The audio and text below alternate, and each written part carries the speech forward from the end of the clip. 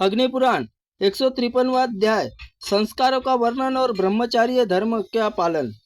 पुष्कर कहते हैं, परशुराम जी, अब मैं तुम्हें आदमी पुरुषों के धर्म का वर्णन करूंगा। सुनो, यह भोग मोक्ष प्रदान करने वाला है। स्त्री के लिए ऋतु धर्म में 16 रात्रियां होती है। उनसे पहले की 3 रातें निंदितीय होती है। शेष रातों में युग्म अर्थात चौथी और छठी, 8वीं और 10वीं रात्रियां उनके लिए उत्तम होती है। उनके लिए पुत्र की इच्छा रखने वाली पुरुष स्त्री समागम करे अर्थात गर्भाधान संस्कार कहलाता है। गर्भ रहकर इस बात का स्पष्ट रूप से ज्ञान हो जाने पर गर्भस्थ शिशु को हिलने डुलने से पहले पुंसवंश संस्कार होता है। तत्पश्चात 6ठे और 8वें में सीमांतरोक्त किया जाता है। इसी दिन पुंगलिक नामक वाले नक्षत्र में शुभ होल है। बालक जन्म लेने पर नाल काटने से पहले ही विद्वान पुरुष जातक संस्कार करना चाहिए। सूतक निवृत्त होने पर नामकरण संस्कार का विधान है। ब्राह्मण के नाम पर अंत में शर्मा, क्षत्रिय का नाम अंत में वर्मा होना चाहिए। वैश्य शूद्र के नामों में अंत में क्रमश गुप्त दास पद होना चाहिए। उत्तम माना गया है। यह उत्तर संस्कार समय पत्नी स्वामी गोद में पुत्र दे और कहे, यह आपका पुत्र है। फिर कुलाचार के अनुरूप चूड़ाकरण करे।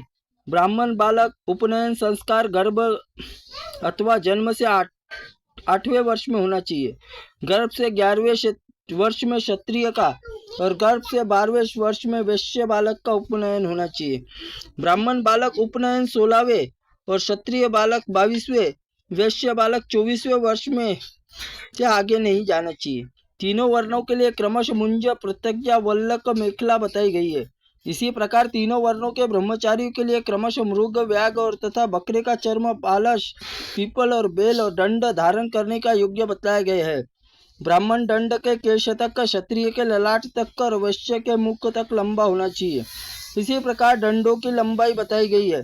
यह दंड टेढ़े मेढ़े न हो, छिलके मौजूद तथा ये आग में जलाए न गए हो।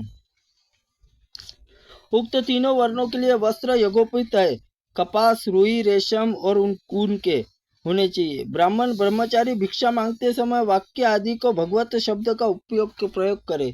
जैसे माता के पास जाकर भगवती भिक्षा देहि माता, पूजनीय माता मुझे भिक्षा दे। इसी प्रकार क्षत्रिय ब्रह्मचारी वाक्य मध्य में तथा वैश्य में ब्रह्मचारी वाक्य अंत में भगवत शब्द का प्रयोग करे।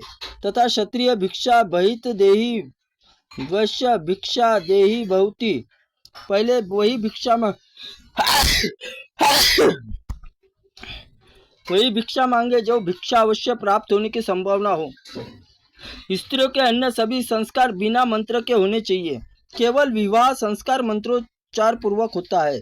गुरु को चाहिए कि शिष्य उपनयन यज्ञोपति संस्कार करने के लिए शौचाचार, सदाचार और अग्निहोत्र संध्योपासन की शिक्षा दे। जो पूर्व की ओर मुंह करके भोजन करता है वह आयुष भोगता है।